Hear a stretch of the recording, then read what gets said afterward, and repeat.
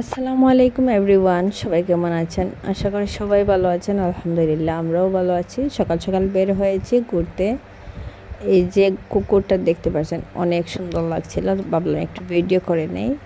আর ওর মালিকের সাথে ঘুরতে বের হয়েছে। এইদিকে নদীর পাশে, ভাবলাম একটু ভিডিও করে নেই, দেখতে অনেক সুন্দর লাগছিল নদীটা। সকাল সকাল ঘুরতে বের হয়েছি আমি আর আমার ছোট বোন। আর ছোট বোনকে বললাম একটু ভিডিও কর, আমার এত সুন্দর দেখা যাচ্ছিল নদীটা।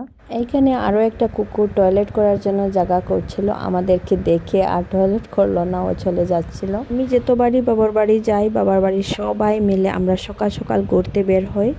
আজকে বের হয়েছি আমি আর আমার ছোট বোন। একটু বেলা হয়ে গিয়েছে, তার জন্য সূর্যটা উঠেও গিয়েছে। এদিকে নদীর কিনারে মানুষজন বর্ষি নিয়ে মাছ ধরতে চলে আসছে। মাঝ নদীতে নৌকা নিয়ে মানুষরা মাছ ধরছে।